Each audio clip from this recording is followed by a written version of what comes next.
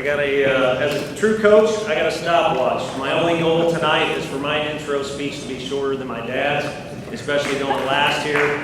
Try and get you out of here. I don't want to keep you too long. But no, I'm truly envious and honored at the same time to be up here.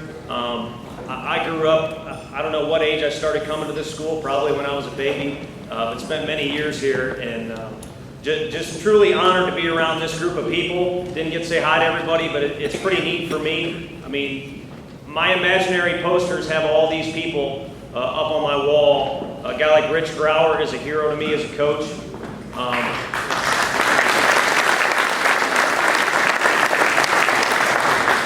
Ken Lukey, who is truly the epitome of living Christ-like.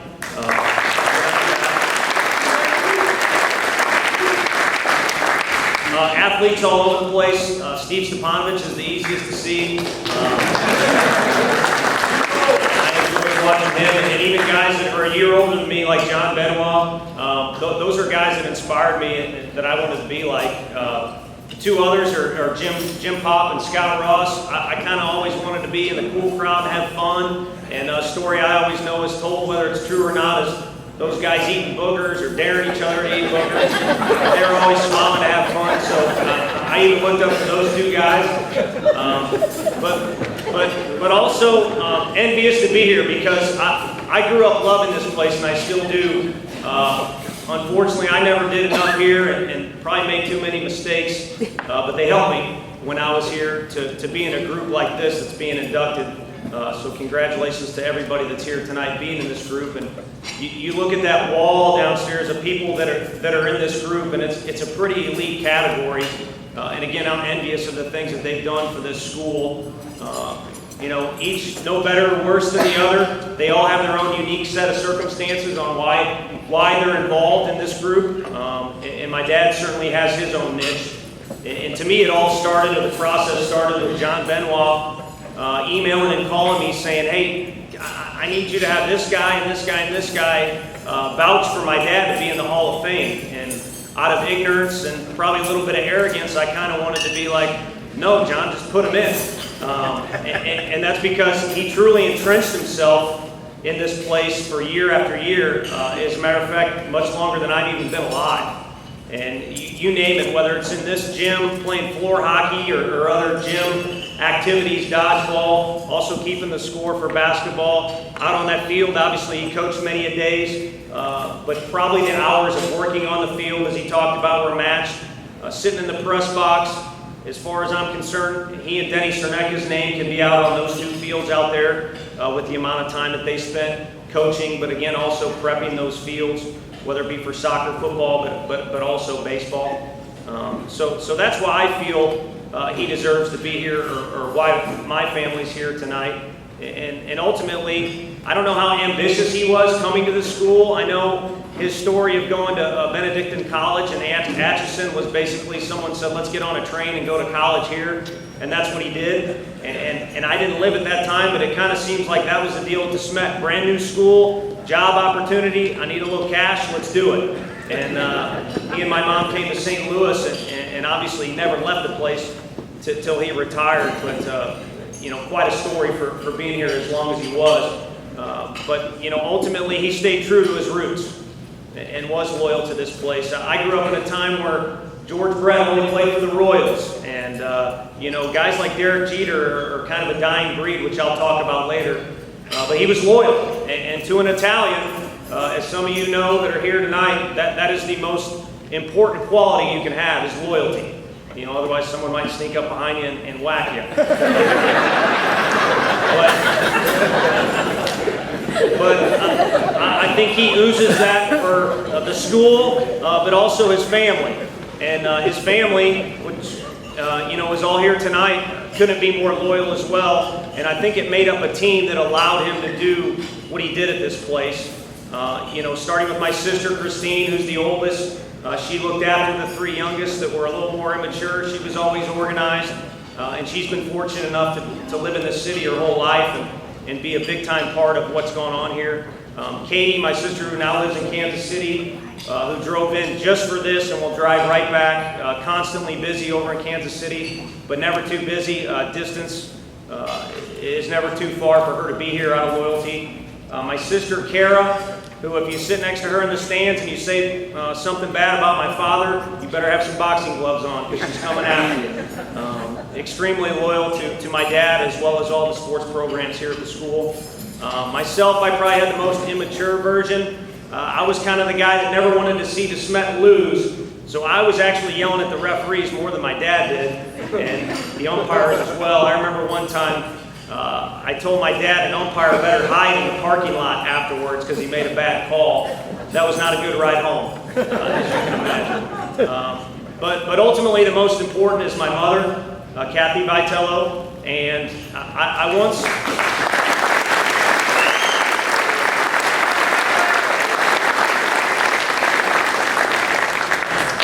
Certainly deserving, and I'm still single because no one's that dumb yet. But I did have a conversation with my head coach, Tim Jamison, who's a great man at University of Missouri, and he talked to me about what it's like to be a coach's wife. And I can't remember the story exactly, but basically he said, Tony, being married is like running the hardest race of your life. No matter how in love you are, it's a long journey to constantly work with somebody and communicate with somebody day after day after day. And then for a coach's wife, it's like running a different race. It's like you're running that race, but you don't get any shoes, and you got to run over some hurdles, and there's a bunch of rocks, and there's also some pointy, glass you might step on. And I thought it was a good way to illustrate how difficult it is, and not to demean anyone else's situation. We all have different obstacles we've got to overcome. But my mother has run that race and did run that race for a long time, and probably finished in first place.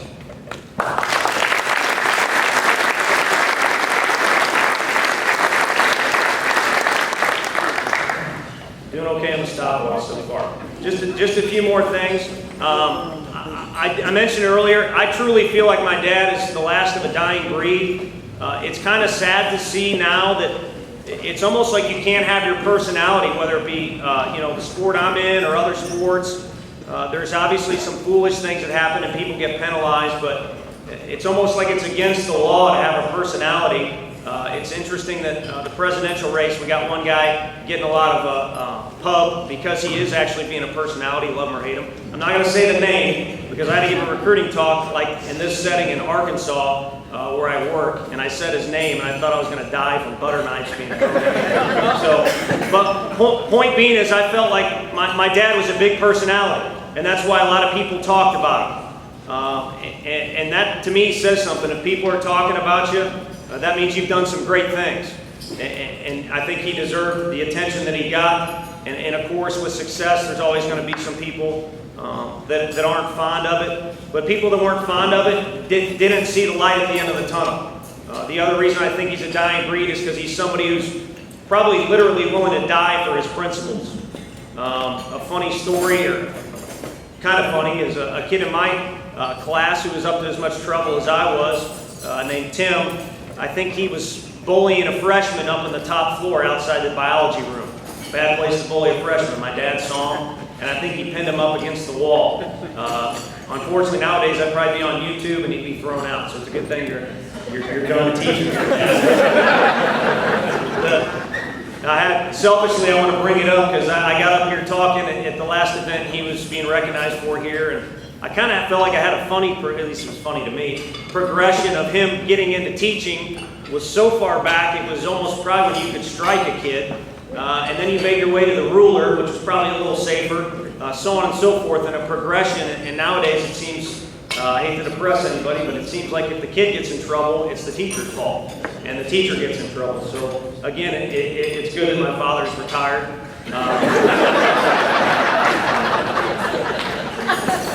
But again, kind of on a selfish note, since I'm up here, I'll finish with this. Just the one main job my dad had. And again, I know it's been said, but I don't think anyone really realizes the things that he did, whether they were completely visible in coaching or partly visible in keeping the scoreboard in here or making sure pizzas were ordered after a football game for some beers and pizza, or not visible at all like somebody that in my class, a game at Busch Stadium, got in a fight, and my dad offered to drive that kid home. It was an embarrassing situation for the kid. We drove all the way out of our way. He didn't live anywhere near North County, which is where we're from. That's right. Don't be shy. And also a story where I think Stephen Charbonneau's snake died on the 3rd floor, and he had to be the guy to carry that thing out. Just a lot of things that people didn't see. You know, on the visible side of things, he was a coach. And, you know, he was blessed with some good players. He'd be the first one to tell you that. But the talent and the wins, I think, can go to the side. And my dad is still asking me questions about instruction with baseball or any sporting event in the mind and all those things. It's a never-ending learning process for him, and he was great at it. But with all due respect, I think you can push that aside a little bit, at least for me. The number one thing I enjoyed watching my dad do was getting a group of guys to be a team. And that group of guys to come together and be one unit and really be all in on one task. And now I try and live that through him, and it's really because I grew up around it. The number one thing in my life and the number one thing I enjoy the most, and I think others do too, is having a group of guys or even just a group of friends that all see eye to eye and are able to celebrate one thing, or even if it's a tough loss or a tough situation, to at least be with the people that you really like or really enjoy and that you've worked side by side with. And I don't know that anybody was better at that. So, you know, all those things said, I do truly feel he is a dying breed, but I think he's living well in retirement, and part of the reason is being a part of this group. I know he couldn't be happier to be in the Hall of Fame here where he dedicated his life. So I went over on the stopwatch, but I appreciate you listening.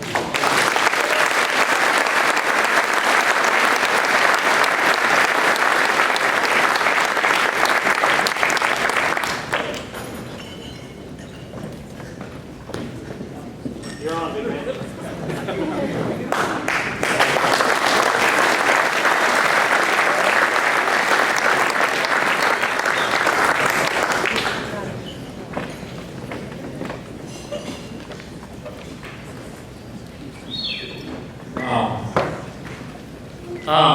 Steve, he used to sit in between my legs underneath the scorer's table watching me play. That's how we grew up. That's how all my kids really grew up, being here at Smet. Before I begin, if I could, and just for a second, I want to remember George Vandery. We lost George just a few weeks ago, the husband of Felicie. And if you know Smet, you know Felicie. If you know Smet's cafeteria, you know Felicie. 46 years ago, I had some crazy good luck. I had a Jesuit by the name of Jerry Bone. He saw fit to hire me. And it was a strange set of circumstances. How I ended up here, I actually came in on a weekend that I was supposed to be playing baseball, but it snowed on Thursday up in Atchison. And I asked my coach, I said, hey, can I go to St. Louis to do some interviews? And the interviews were with the Hazelwood School District. And they said, you know, we have teaching openings, we have no coaching openings. And I kind of, I said, okay, thanks a lot. Going on, stayed with a good friend of mine here. And he said, you know, what do I do here?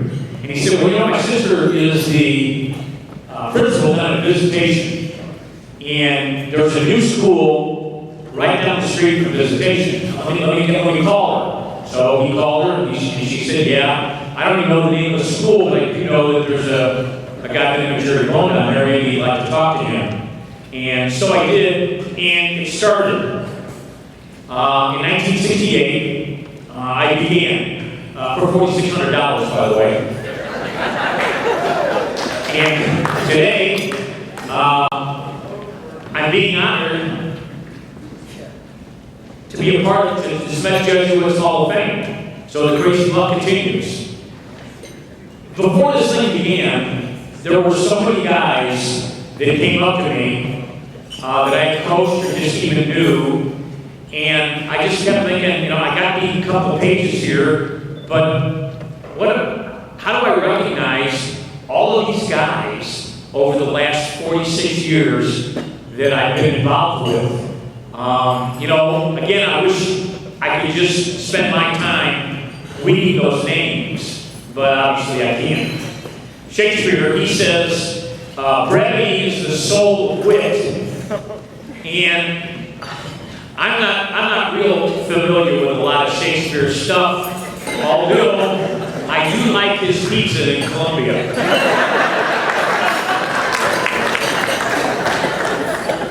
I want to thank the Hall of Fame Committee for judging me worthy of this special honor tonight. I want to congratulate Tim and Tom, two great individuals. I want to salute all of the current members of the Smet Hall of Fame that are here tonight.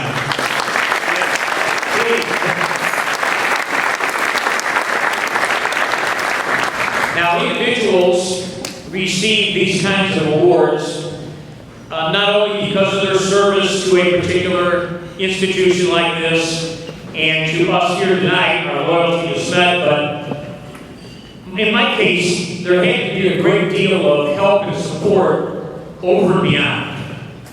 And as Tony mentioned, this is my family, a loving and supportive family.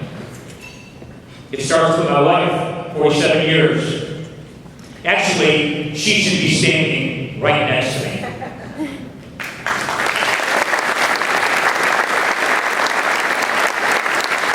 Someone said she ran a long race. She sacrificed a great deal so that I could do what I did here at Smet. She, like all moms, cared deeply, worried, fretted about our 4 children, did everything that she could to make sure that they had it all. But I know that she also cared for every football, soccer, baseball player, swimmer, and track runner that I ever coached. She even cared for those guys in biology class and PE class. We had the good fortune to have 2 families. My 4 children, they had to sacrifice as well. Their dad was gone a lot, too much, and our house was not very normal. But we weren't the Lone Rangers here, who comes from a normal house anymore. There's always seemed to be a game or a function that was going to take us to the Smet. And yeah, we did the soccer, the baseball, basketball, softball thing like all other families, and our kids, I know, enjoyed it, but our second family at the Smet was really the center of most of our life. They shared the good times, and every once in a while there was a not-so-good time. I'm proud, not only what they have become, but who they have become. These are 4 great kids.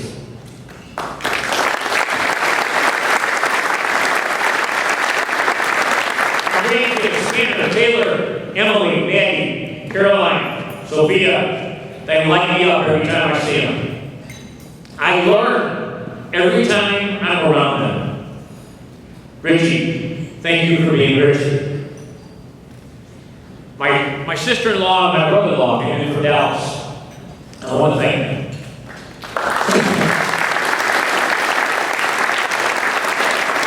Yeah, the bad part is he went to CBC. I need to mention a ton of people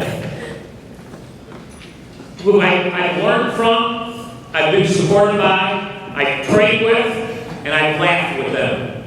Administrators, teachers, coaches, students, athletes, just so many. Again, I don't know where to start. Shakespeare started to nod a little bit, so we'll go. Denny Shernecker, Rich Brower, Bob Christian, W.C. Vandery. I got some good stories on Christian if you guys ever want to hear about it. John Apple, Ken Loogie, Bob and Terry Shipman, John and Debbie Stewart, just a few names. My last few years of coaching here were really made special by Bill Miller Sr., Josh Klein, Josh Aranda, and John Benoit. Again, there's so many folks out there. I thank you all. Getting close. There's a lot of banners here in the gym, and they depict stories of state championships. I share the honor of some of those banners, but yet I never played a game here at the Smet. But then there's no banner that depicts some of the students that I had in class. A guy that sat in the second seat, third row, that worked his ears off to get a B in my biology class. And there was nothing given in those classes. Today, I would like to salute those guys. Those guys that work their ears off every day, right, to make their education worthwhile. That's what Smet is all about. There are many hazards and bumps in the roads that our young folks face.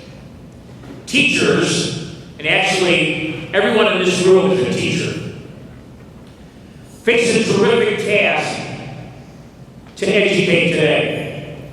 I'm here to tell you that there's still a need to hold these young adults to standards of personal behavior, respect for all people, and to be responsible for their actions. Think things through, and remember why you are teachers and coaches. Teach them about a world that rewards hard work, ethical effort, and total accountability. Do it, and do it well. To finish, I wish I could share with you guys every minute, every hour, every day, every week, every year that I had here at Smet. To watch this school grow into a giant, I had that privilege. Can't do that. Again, I'm crazy lucky to have my picture hang the same wall with some truly inspiring people. And I'm humbled. And I thank you.